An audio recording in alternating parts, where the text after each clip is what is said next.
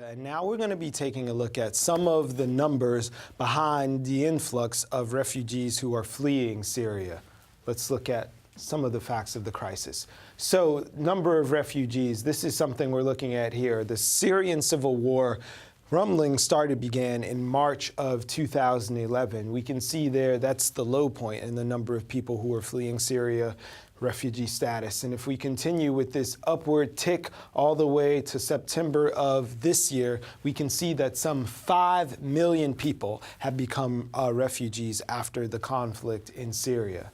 We're going to take a look at our next slide here by the numbers. There's some 11.6 million people who've been displaced from their homes, and more than 50% of those that's more than 50% of Syria's pre-war population. We also know that 250,000 people, 250,000, have died in the conflict. And if we go back to this 11.6 million number, of those, 4 million people have been forced out of the country entirely. These numbers coming from Amnesty International.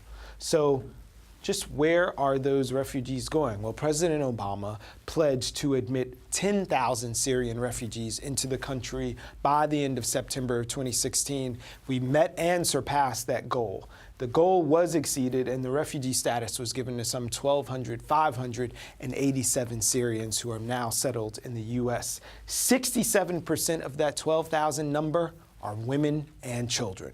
We're going to take a closer look at just what happens to women and children when they get refugee status when we get into the A block. As we saw a moment ago, Is Syria is a multimedia documentary project that follows the journeys of Syrian refugee women who are rebuilding their lives after escaping war. The film specifically looks at the crisis from the female perspective and shows women in the roles they play at the forefront of war. And here to tell us about Is Syria and the Syrian refugee crisis are two Brooklyn women who both worked on the project. Director and producer Shelley Chung, welcome to BK Live. Hi, thanks for having me. Yeah, and we're also happy to welcome photographer Katie Salisbury. And also joining us via Skype from Lesvos, Greece, is Eric Gerhardsen, an activist working to rescue migrant boats and bring them to shore. Thanks all for being here. We appreciate it. Thanks for having us. Hey, Eric. Thank you so much for having us. Hello. Shelley, why don't we start with you? What can you tell us about Is Syria and the origin of the idea for the movie? Sure. My dad is a former political refugee from China, and he basically swam to Hong Kong in 1974. So I think when I was watching the news late last year and seeing like the influx of the boats when they could still cross the Aegean Sea to Greece, that really drew me. And for me, the whole project's brought me closer to my family because it's been. I feel like a lot of refugees around the world they can sympathize and understand what's going on right now with Syria and other countries as well. So the film really looks at the women who are affected by this because for me, I didn't see a lot of stories that were coming out that were focused on women and girls. Yeah. And I want to know about your father's experience. He swam from Hong Kong, is that true? To Hong Kong. Oh my gosh, okay, Yeah. Sorry, continue. It's true. Yeah. So I just want to bring in Eric for a second. I know, like you were just saying, Shelley, it's hard for a lot of people in America to relate and put themselves in the position since we have such comfort here relatively. But Eric, you're over there helping people to make safe passage. What motivated you to get off your couch and actually go to where the conflict is?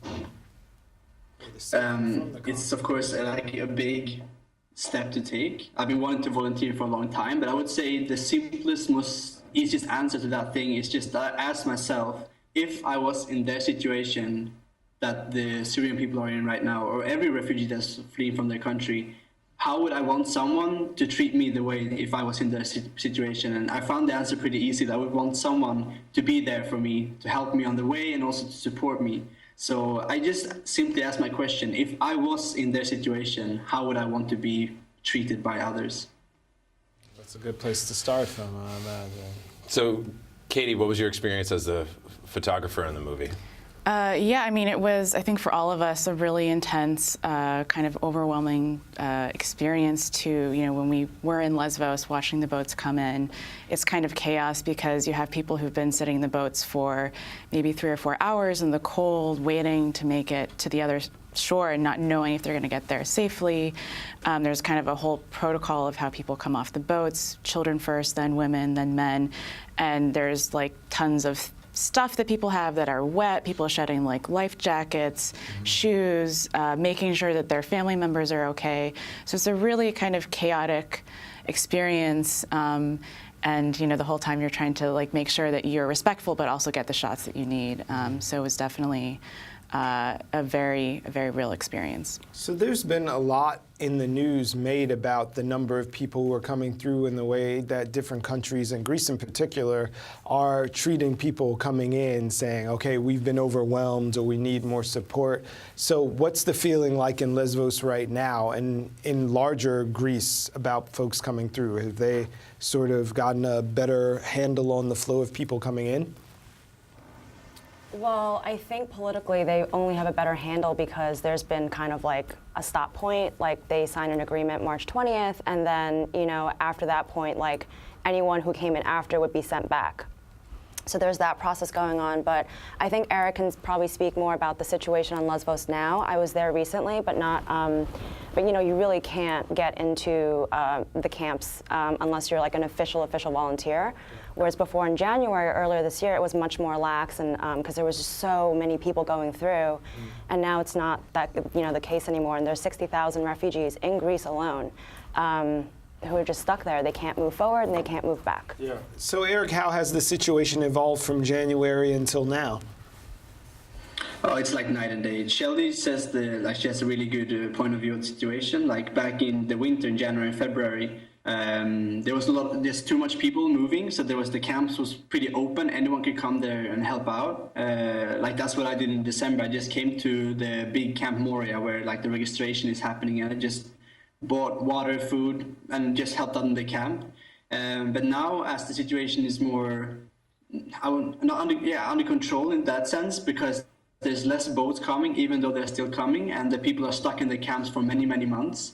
But I would say the Greek population, I can only speak for the Lesbos, I can't really speak for the whole Greece, but some areas of Lesbos are against it, mostly because maybe there are more tourist areas or such, but there are some areas that are really against them, and there has been threats against refugees, against the volunteers, there has been destruction of tents, etc., while others are very positive and very supportive, and it really works with the organization and relates to their situation. So it's compared to the situation with the economic crisis and this crisis going on now, I would say the Greek population and the Greek people are doing a really good job if you compare it to other countries and their situations.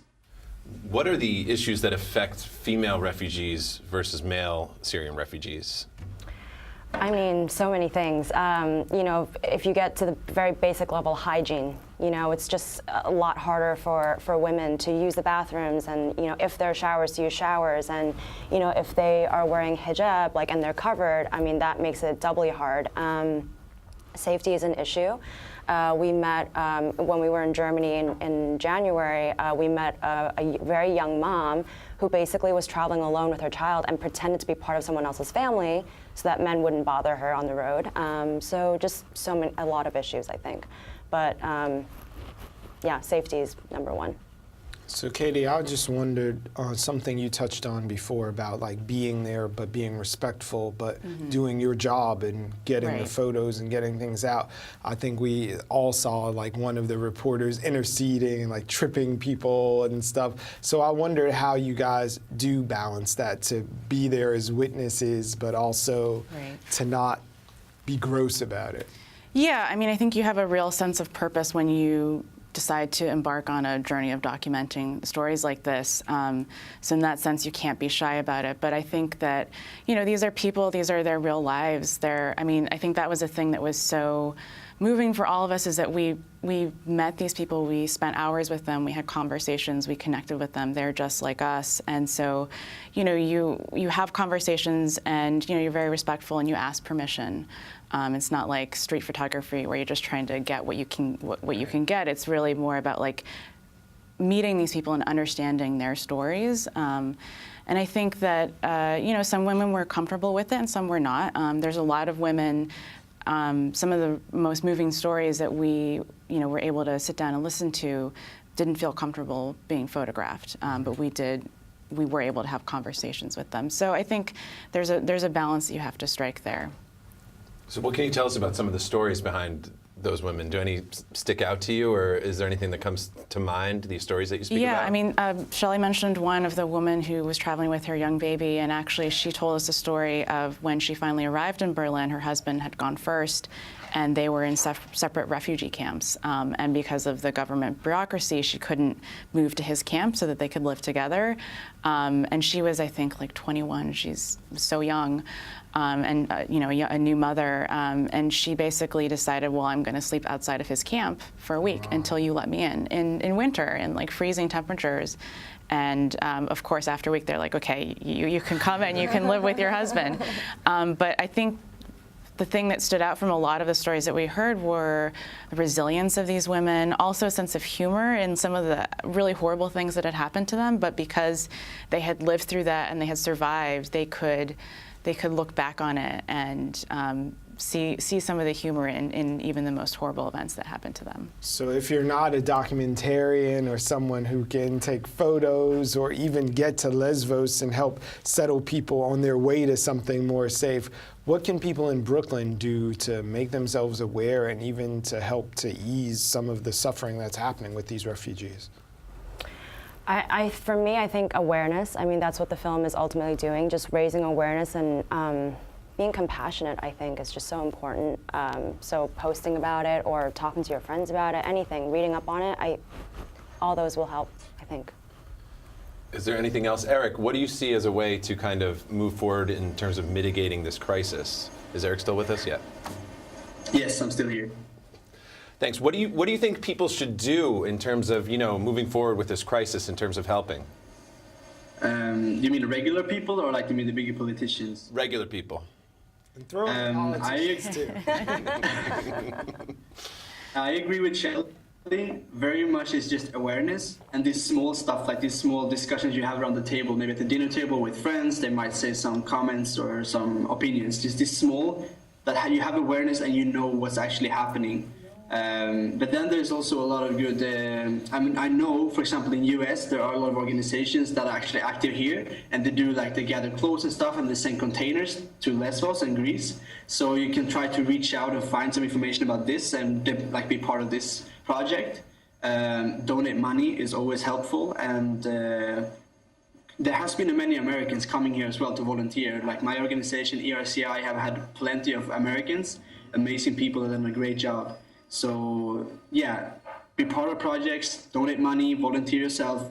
But if you can't do this, just look around yourself and find awareness and just spread the word.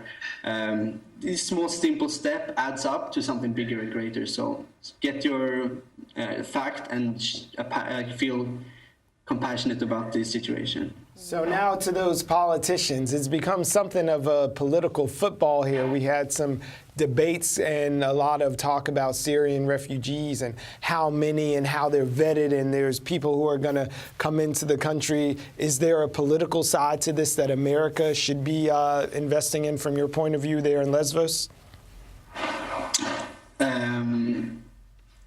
It's a really big question, like difficult to answer, but I think there's a lot of talk all the time about numbers. We keep like forgetting to bring in the emotions as well, and to realize that this is people, this is humans that have experienced war, they've lost their families, their home, everything, and we just bring it out there in the politicians' talk, the debates, the media, like numbers, and that's really dangerous. When something like this, when people become numbers, then we lose the emotions for it as well, and the compassion, like the passion for it. So to talk about it in a good way and realize that this is people we're talking about, and to listen to them, and also to realize who we are helping and what they've been through.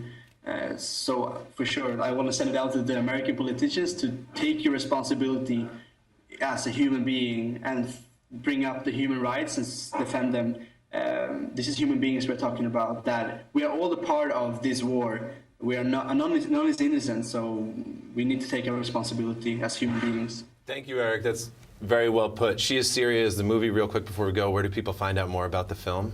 You can go to sheissyria.com. Okay, thank you very much for joining us. Thank you. I mean, Thank you. we really appreciate the work you're doing. Thank you for being here.